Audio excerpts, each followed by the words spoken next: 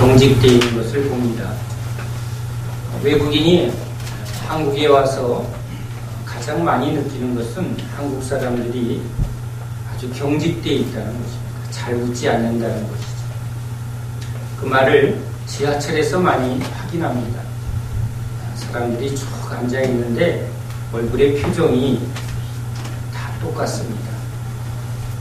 웃는 얼굴은 별로 없고 요즘은 다 스마트폰하고 친구가 돼서 사람들 얼굴도 보지 않습니다. 다 스마트폰에 시선을 고정하고 또 그렇지 않은 사람은 그냥 멍하니 앉아 있는데 그 얼굴이 다 이렇게 지쳐 있는 것 같습니다. 왜 이렇게 지쳐 있나 하고 그 내면을 다 보면 삶이 너무 빡빡하게 세상살이에 지쳐있기 때문이죠. 또 오늘도 열심히 뛰어야 하는, 경쟁에서 이겨야 하는, 살아남아야 하는 또 정글 속에 약한 짐승들이 강한 짐승이 잡혀먹지 않으려고 그냥 사방을 둘러보며 숨으며 그렇게 아주 그렇게 살아가는 삶 같습니다. 그러니 그 얼굴이 편안하고 또 안락하고 그런 게 없죠. 오히려 세상에서는 부자들이 얼굴이 편안합니다. 그런데 예수님이 우리에게 오신 것은 이제 주님이 우리를 보호하시고 주님이 우리를 책임져 주시기 때문에 우리에게 평안하라고 말하는 것이죠.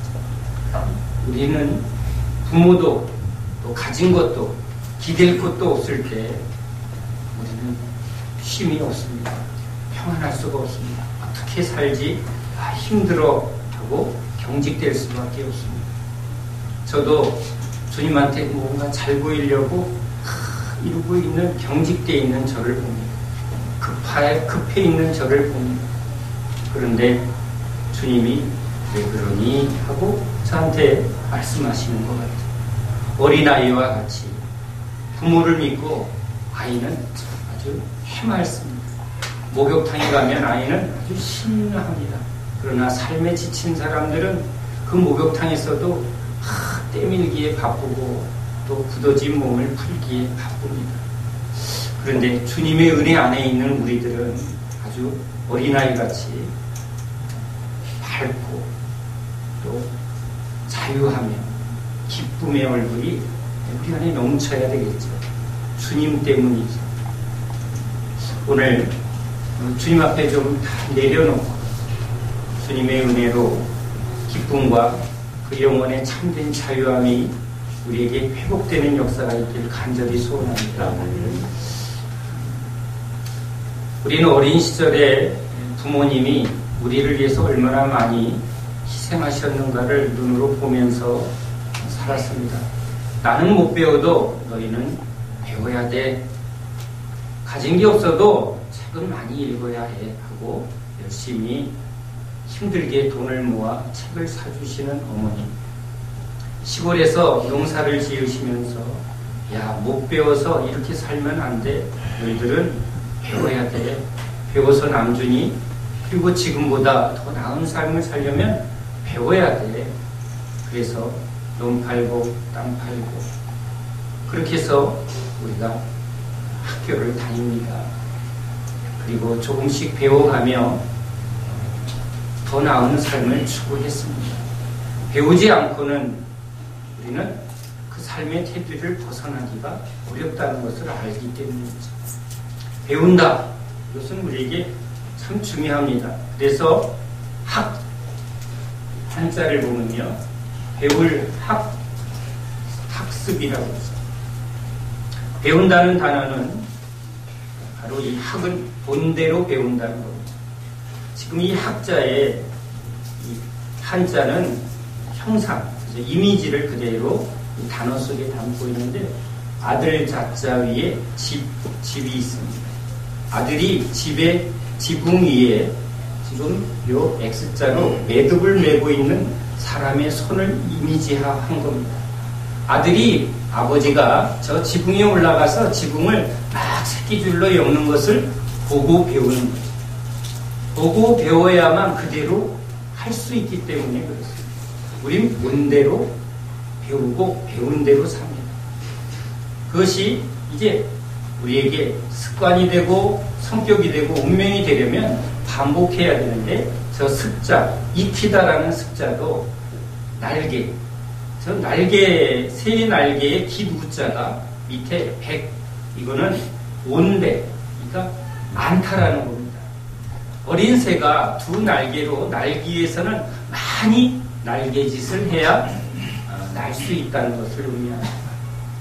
우리도 하나하나 반복하면서 습관을 만들어 갑니다.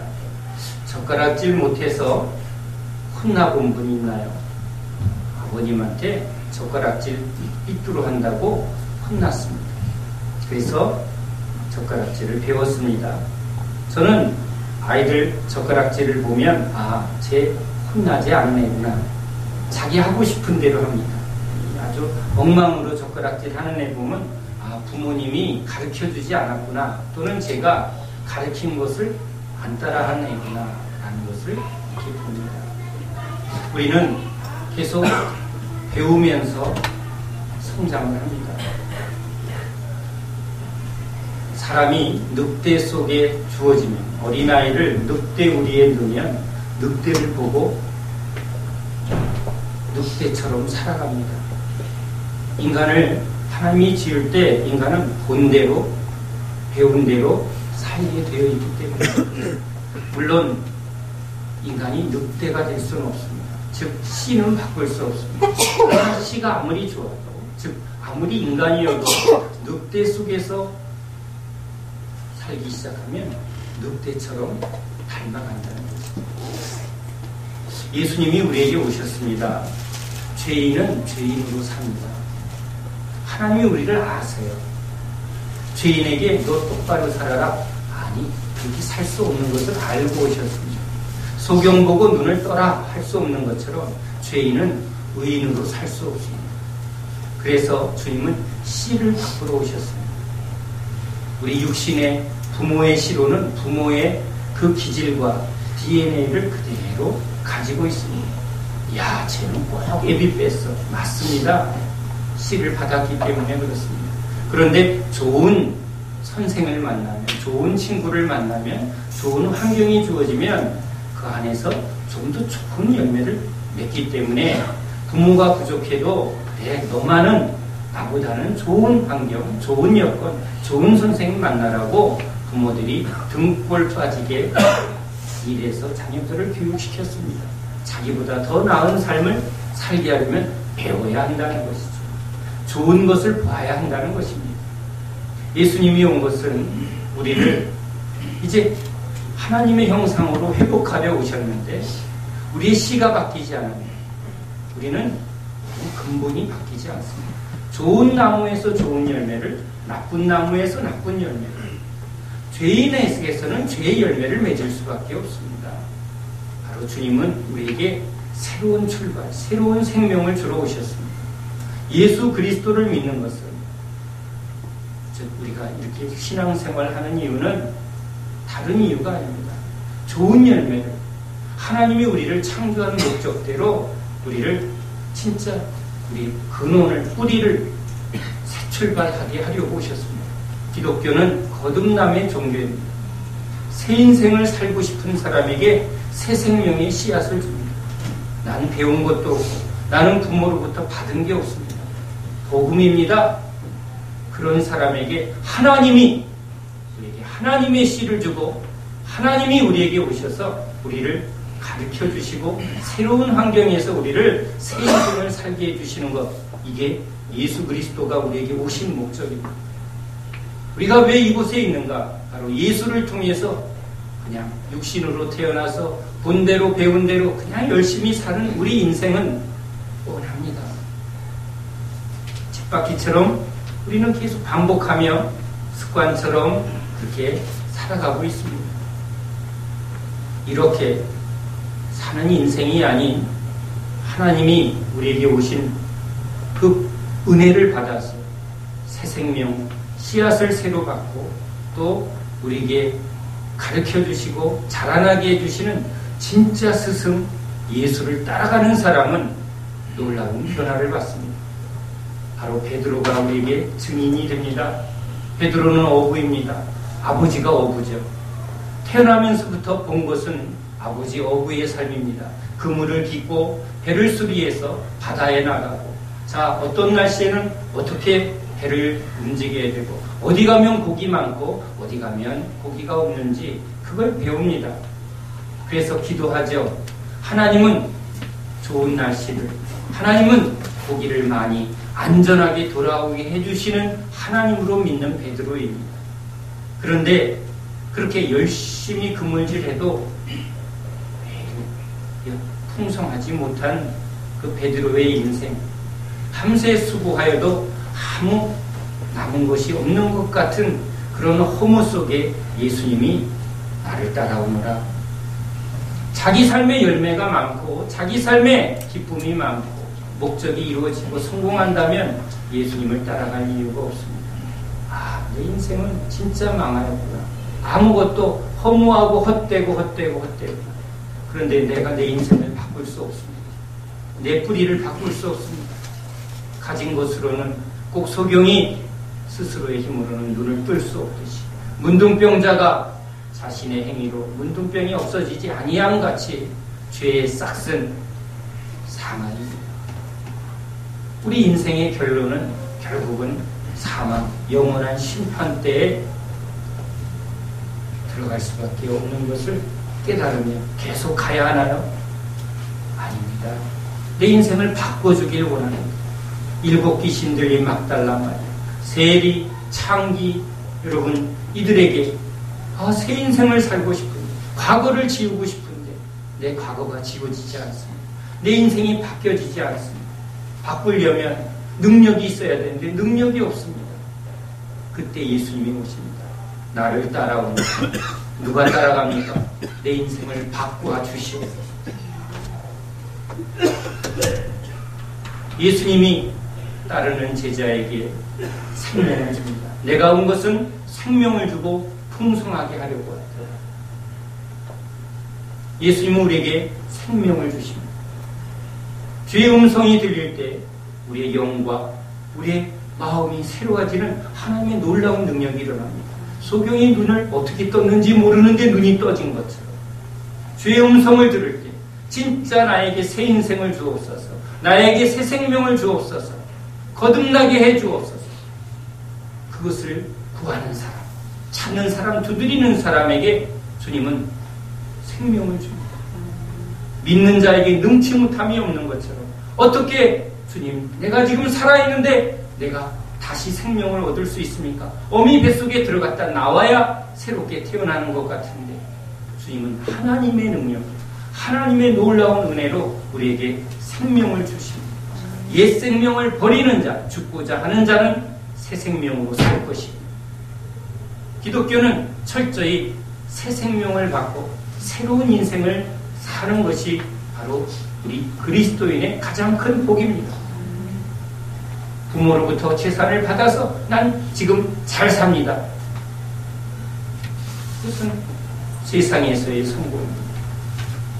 예수를 믿는 것은 이제 하나님으로부터 하나님의 자녀의 생명을 받아서 하나님의 뜻대로 살아가기 위하여 주님 앞에 나온 사람들에게 주님은 값없이 은혜로 그 놀라운 은혜를 베풀어 주시는 것이죠. 베드로가 주님을 따라갑니다. 어부의 삶이 아닌 어부의 삶에 만족했다면 베드로는 주님한테 고기 많이 잡게 해주세요. 주님은 분명히 베드로에게 그것을 행해 주셨습니다. 그물이 찢어질 만큼 주님이 고기를 많이 잡게 해주십니다. 우리 기독교가 단순히 이 세상에서 부자와 잘 살게 하는 게 목적이라면 베드로는 이미 복을 받았습니다. 그러나 주님이 그런 기적을 행하신 것은 이제 이렇게 풍성함을 오게 한 것처럼 진짜 내 인생을 새롭게 해주시구나, 이걸 믿고 따라오라는 것입니다. 베드로가 따라갑니다. 제자들이 따라갑니다. 배와 그물을 버리고 아버지를 버리고 떠납니다. 이젠 예수님으로부터 생명을 얻고 예수님을 보고 배우는 삶을 살아갑니다. 제자들이 뭘 봤을까요? 이전에 종교 지도자들, 서기관 바리새인들이 보았던 그런 거는 더러 차원이 다릅니다. 저 서기관은, 저 제사장은 참 성경을 잘 가르칩니다. 설교 기가 막히게 하네. 어디 나왔어? 서울대 나왔대. 총신 나왔대. 박사대. 그런데 예수님은 서울대도 안 나오고 총신도 안 나왔는데 어디 출신이야? 나사렛. 뭐 하다가 목수하다가. 그런데 저 말씀은 권위가 있고 능력이 있고. 어떻게 저럴 수 있지? 어떻게 저렇게 귀신을 쫓아내고 저런 기적을 행할까? 예수님은 그것이 하나님의 능력, 성령의 능력이라는 것을 제자들에게 보여줍니다. 죽음 앞에서, 온갖 시험 앞에서 주님은 너무나 자유하십니다. 너무나 평강을 누리십니다. 아무것도 가진 것 없으신데 저분은 그 광야길에 수많은 사람들 속에서 전혀 묶이지도 않고 빼지도 않은 자유한 삶을 보입니다. 제자들은 늘 계산합니다. 지금 돈이 얼마 필요한데, 내일 또 뭐가 필요한데. 그러나 주님은 전혀 매이지 않는데 그때그때 하나님이 채워주는 놀라운 인생을 주님이 제자들에게 보여줍니다. 그리고 저 들국화를 봐라, 새들을 봐라 하고 주님은 모든 사물을 통해서 제자들을 가리킵니다. 제자들은 그것을 봅니다. 그런데 주님이 그 말을 해요. 내가 한 것을 너희도 하겠고 나보다 더 큰 일을 하리라. 얼마나 놀라운 말입니까? 자기는 배운 것도 없는데, 나 초등학교밖에 안 나왔는데 내가 어떻게 저런 말씀을 저렇게 증거할 수 있을까? 사람들 앞에서 서면 떨리는데 난 말도 잘 못하는데 어떻게 주님처럼 저렇게 능력 있게 말씀을 선포하고 또 말씀이 선포되는 것마다 기적이 일어나는 저런 일이 나한테 일어난다고 꿈도 꿀 수 없는 일이지. 어느 제사장, 어느 서기관도 할 수 없는 일이에요. 그러나 주님은 보여주십니다. 내가 한 것을 너희가 하겠다. 너희가 본 대로 너희가 하게 될 것이다. 그것을 바라보고 따라보라는 것입니다.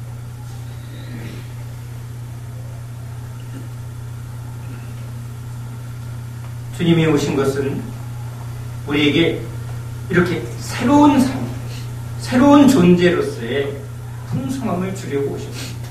그것을 바라보는 사람, 배우는 사람에겐 다 배움의 목적이 있습니다. 미용을 배우는 사람은 미용사를 보고 나 저렇게 하고 싶다. 의사가 되고 싶은 사람은 의사를 따라다니며 배웁니다. 그러면 의사가 되는 거예요. 예수님은 나를 따라오너라. 내가 보여주고 내가 지금 행하는 것을 내가 너희들에게 가르쳐주고 그 능력을 주려고 온 것이죠. 믿는 자마다 성령을 주고 우리의 능력이 아니지. 사람은 가진 능력으로 삽니다. 부모로부터 가진 재능이죠. 또 후천적으로 개발한 능력입니다. 그래서 머리 좋고 의지력이 강한 사람이 세상에서 성공합니다. 그러나 주님은 자기 가진 것으로가 아닌 믿는 자에게 주신 성령으로 사는 법을 제자들에게 보여줍니다. 베드로야, 요한아, 바울아. 베드로가 제일 무식합니다. 그러나 성령이 임하면 베드로도 바울 못지않게 사람에게 말씀을 강하게 선포하는 능력 있는 사도가 됩니다. 그것은 하나님의 능력이죠. 능력 주시는 자 안에서 모든 것을 할 수 있는 새로운 인생. 늘 자기의 힘으로 부모가 가진 우리에게 남겨준 어떤 유산과 그 교육의 힘으로 살아야 하니까 늘 우리는 답답합니다. 본 것도 없고 가진 것도 없으니까 어떻게 살아야 되나? 그러니 열매가 없죠. 그러니 두렵고 근심이 떠나지 않습니다. 우리 주님이 우리의 능력이 되어주시고 우리 주님이 우리의 본이 되어주시면 우리는 새 인생을 살아갈 수 있는 것입니다. 주님은 우리에게 진정한 스승이 되려 오셨습니다. 오늘 제자들에게 주님이 발을 닦아주십니다. 제자들은 예수님을 보면서 놀라운 것을 경험합니다. 어떻게 저렇게 능력이 많으신 분이 저렇게 겸손할 수 있을까? 다른 사람 같으면 저 능력 가지고 얼마나 의시되고 얼마나 누릴 수 있을 텐데 주님은 전혀 의시되지 않으시며 또 어떤 사리사욕을 전혀 취하지 않습니다. 언제나 주님은 아무 소유를 추구하지 않습니다. 그러나 모든 것을 가진 분처럼 아낌없이 베풀고 섬기는 그분의 모습 속에 제자들은 주님의 놀라운 그 능력을 보게 되는 것이죠. 그것을 보았기에 제자들은 이제 주님한테 배웁니다. 너희들 떠날 때 주머니에 돈 붙들지 마라. 돈 없으면 어떻게 살아요? 믿음으로 살아라. 진짜 하나님이 너희를 어떻게 먹이나 어떻게 공급하나 경험해 보라는 거예요. 날마다 그것을 40년간 먹이신 그 하나님이 나를 믿고 따르는 자에게 어찌 필요한 것을 더하지 아니하겠느냐. 먼저 그의 나라와 의를 구해 보라는 것이죠. 그러면 경험합니다. 우린 본대로 삽니다. 목사들도 선배 목사님이 내가 이제 목사일을 잘했으니까 이제 퇴직금도 많이 받고 교회에서 좋은 집과 좋은 차를 이렇게 하는 것이 이게 복이다 라고 그렇게 보여주면 후배 목사는 저렇게 되는 게 마땅한 건가 보다 본대로 하죠. 신학교에서 질문합니다. 여러분은 몇 명 목회할 겁니까? 5,000명이요. 믿음 없네. 5만 명이요. 믿음 있네. 조용기 목사님처럼 되고 싶습니다. 본대로 그것을 바라보면 그 사람은 흉내를 냅니다. 그 세미나에 가고 그 책을 보고 그대로 따라합니다. 그게 성공인 줄 알고 그게 하나님의 기뻐하는 일인 줄 압니다. 본대로 하는 거죠. 그러나 제자들은 주님을 보았습니다. 사람들이 당신은 엄청난 능력이 있군요. 수순의 히메네 신처럼 당신은 놀랍습니다. 어찌하여 우리를 보느냐. 예수님이 그 능력을 행하면서 이것은 아버지가 행하시니 나도 행하리라. 주님이 영광을 받지 않으십니다. 주님은 사람의 높임을 받지 않으셨습니다. 그걸 보았습니다. 제자들이. 그러니까 본대로 어찌하여 우리를 보느냐. 이건 내 안에 계신 주님이 하셨다고 제자들은 전혀 그 영광을 하나님께 돌리지 자기가 취하지 않습니다. 주님이 사람들이 얼마나 그 은혜에 감격하고 뭐든지 주님 앞에 드리려 할 때 주님이 전혀 그런 것을 취하려 하지 않은 것을 보았습니다. 오히려 그것을 피하여 경계하셨습니다. 제자들은 그것을 보았습니다. 현실 속에 그 당시 여러분 돈이 얼마나 목숨보다 귀합니까? 그러나 그 유혹을 이기는 것은 바로 주님의 삶을 보았기 때문이죠. 그런데 우리는 지금 주님의 삶을 보기보다는 세상에서 보여지는 그 삶을 자꾸 보면서 그대로 따라간다는 것이 문제예요. 여러분 본대로 삽니다. 내가 아는 만치 사는 것입니다. 우리는 예수님을 따르기 위해서 이곳에 있습니다. 목사와 장로와 권사, 교회 직분이 있는 것은 이들을 통해서 주님이 일하실 때 주님의 모습을 보게 하기 위함입니다. 우리의 유일한 스승은 주님이십니다. 주님 때문에 이곳에 있고 주님을 따르기 위해서 이곳에 있는 것입니다. 학생이 공부를 할 때 스승의 가르침에 철저히 순종하며 따릅니다. 배웁니다. 그래야 다르게 배울 수 있는 것이죠. 여러분의 스승은 누구입니까? 나는 스승이 없다. 배우지 않는 사람입니다. 우리는 모두 유일한 스승이신 예수 그리스도를 따르는 제자입니다. 주님이 그것을 당신의 삶을 가리키기 위해서 성경을 주셨고 또 성령을 보내주셨습니다. 그리고 믿음의 족적을 남기는 선생들을 우리에게 두어서 주님을 배우게 하는 것이 주님의 뜻인 줄로 믿습니다. 말씀을 전하는 자와 좋은 것을 함께하라. 왜 그렇습니까? 주님을 본받으려 할 때 주님의 말씀을 바르게 듣고 배우는 일은 우리 신앙에서 제일 중요하기 때문에 그래서 우리가 교회에서 목사의 직임을 중요히 여기고 또 목사의 가르침을 순종하게 하는 것은 목사를 추종하기 위함이 아니라 목사의 입을 통해서 말씀하시는 하나님의 음성을 우리가 듣고 따르기 위함이지. 집사님들도 마찬가지. 집사님이 믿음의 본이 되어야 자녀들과 교회 그 집사의 삶을 보고 주님을 본받게 되는 것입니다. 장로님들이 하나님의 말씀 앞에 기도와 말씀으로 거룩하여지고 또 기도의 능력이 있고 말씀에 깊이가 있을 때 그 교회는 장로의 가르침을 100배나 공경하고 존경하며 본받게 되어 있는 것입니다. 그러나 장로들이 세속화되어 있고 세상 명예와 세상 지위를 추구하면 그것을 보고 자라는 교회 식구들도 저렇게 하는 것이 저게 좋은 거구나 본대로 배우는 것입니다.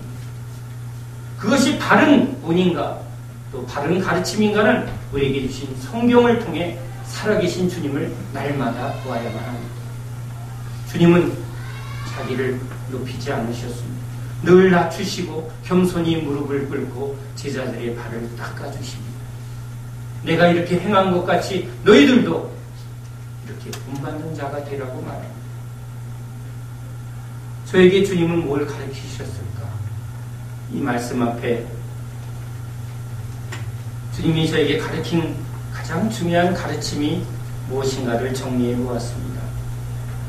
주님이 저에게 처음 목회자의 길로 부르셨을 때 가슴에 새겨주신 말씀은 이른 양 한 마리를 끝까지 찾아가라고 말합니다.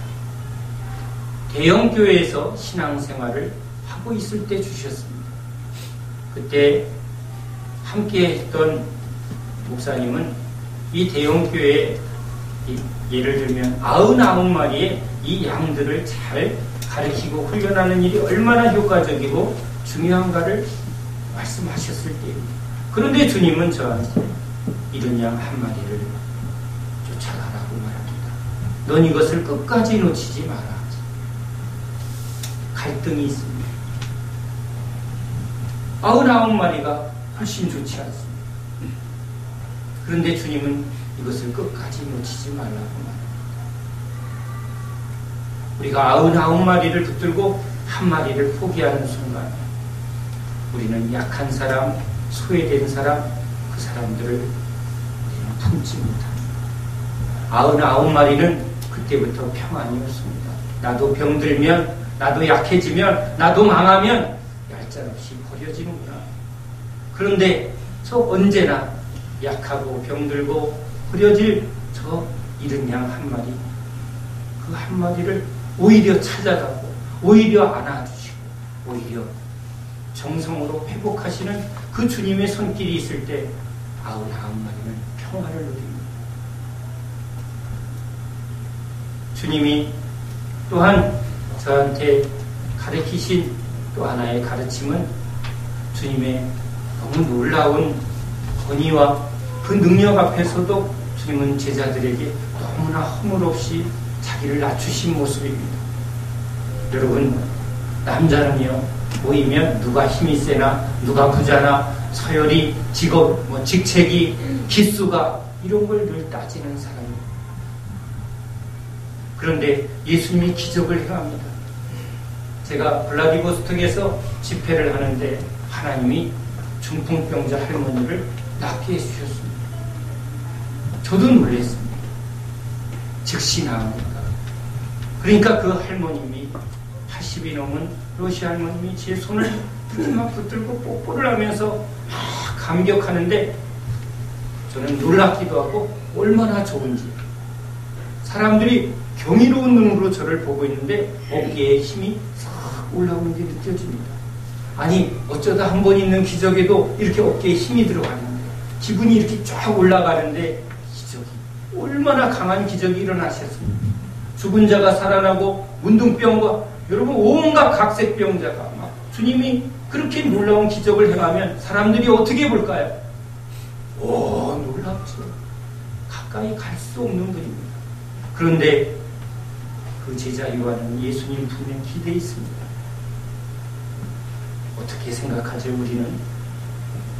이 싸가지 없는 것이 감히 저런 위대한 종 앞에 그림자도 밟지 가까이 가기엔 너무나 경외로운 그런데 주님이 얼마나 제자들을 편안하게 격이 없이 자기를 낮추셨으면 그 제자들이 주님의 품에 저렇게 기댈 수 있을까? 제자들은 예수님을 보았습니다. 예수님이 그런 능력을 행하고도 그 영광을 하나님께만 돌리고 자기를 낮추시는 것을 그러니까 제자들도 본대로 합니다. 기적을 행하면서 오 바울 당신은 얼마나 위대한가. 여러분 이 세상 속의 역사 속에 얼마나 많은 목사들이 있지만 사도 바울 같은 능력 있는 종이 어디 있습니까? 그런데 사도 바울과 베드로가 내가 목사야 내가 사도야 이런 적이 없습니다. 왜? 보았기 때문이죠. 진짜 능력의 주이신 예수님이 어떻게 사셨는가. 그러니까 우리는 그분의 발뒤꿈치만도 못한데 하면서 오히려 옷을 찢고 이건 내가 한 게 아닙니다. 근데 우리는 조금 지위가 주어지고 돈이 주어지고 뭔가 직책이 주어지면 왜 목에 힘이 들어가고 어깨에 힘이 들어가는지 무엇을 못 받기에 주님을 못 받기. 주님을 보면 제자들은 그럴 수 없는 거죠. 본대로 따라가게 되어 있습니다. 그래서 제자들은 늘 자기를 부인했고 주님께 영광을 돌렸던 것입니다. 주님이 예수님의 품에 기대 있는 제자들을 저한테 보게 하십니다. 주님도 그러하십니다. 우리가 무엇이 갑니다. 전통교회 안에 신앙생활한 분은 목사님 하면서 가까이 가지도 못하는 그런 모습을 봅니다. 주님이 뭐라 하실까 두려웠습니다. 주님은 오히려 제자의 발을 닦으십니다. 저희 교회는 주님을 본받는 교회를 이루어갑니다. 장로님이 세워지고 권사님이 세워지면 진짜 주님을 본받아 자기를 낮추고 섬기는 섬김의 본이 되는 그런 믿음의 일꾼들이 우리 교회에 많이 세워지길 간절히 기도합니다. 주님이 저에게 보여주신 모습은 참 인격적이라는 것입니다. 저를 저보다 잘 아십니다. 제가 주님한테 저의 모든 인생을 맡기게 된 가장 근본적인 제 안의 깨달음은 주님은 전지전능하시다는 겁니다. 나도 나를 모르겠습니다. 내가 뭘 잘하는지 뭘 문제가 있는지 주님은 진짜 저를 아십니다. 뭘 잘하고 뭘 못하고 그래서 저의 인생을 주님한테 맡겼습니다. 저의 끝을 맡겨드렸습니다. 주님은 저를 참 잘 아십니다. 저를 인격적으로 다루십니다. 저의 성격과 기질을 아십니다. 그래서 오래 기다려주시는 오래 인격적으로 참아주시는 때로는 팔짱을 끼고 그냥 빙긋이 너도 알지 뭐 그러시는 거.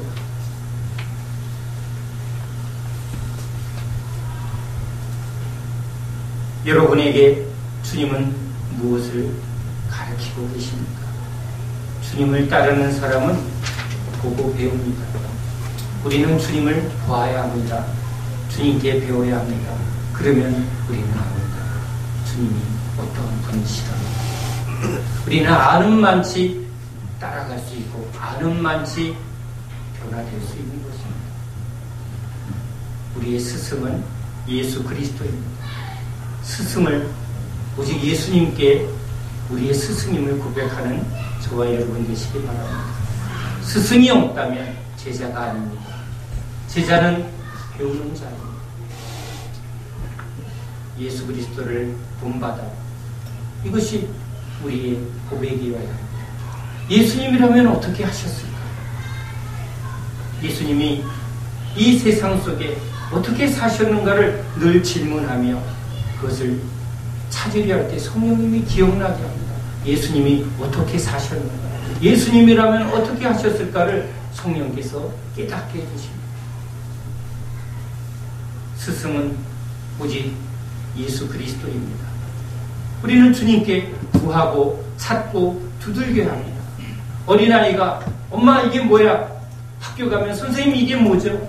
직장에서도 군대에서도 우리는 다 배우면서 하나하나 자라나는 존재입니다. 지금 배우지 않는다면 그 사람은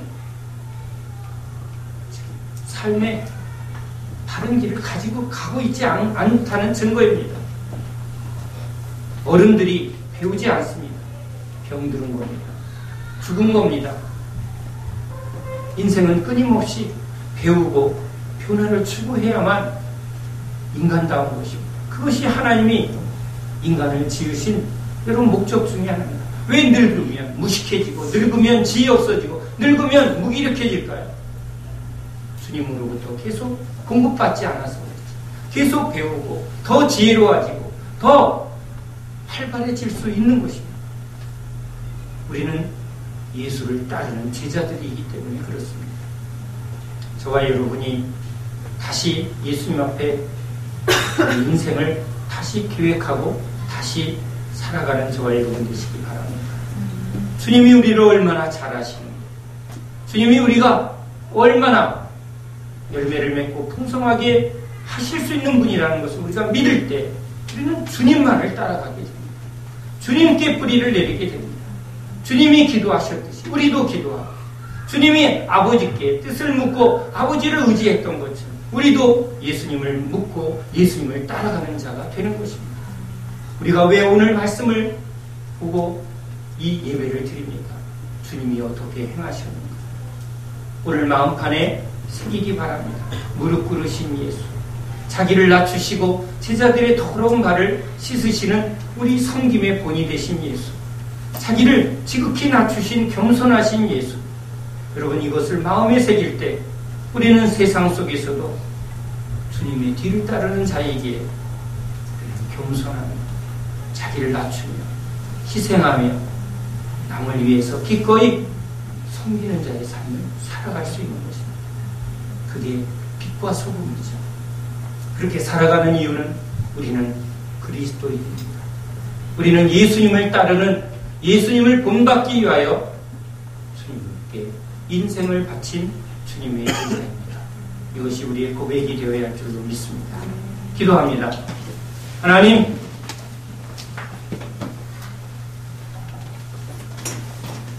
우리의 본은 오직 예수 그리스도입니다. 예수님이 우리의 선생이 되어주셨고 주가 되어주셨습니다. 오늘 주님이 우리의 발을 닦아주십니다.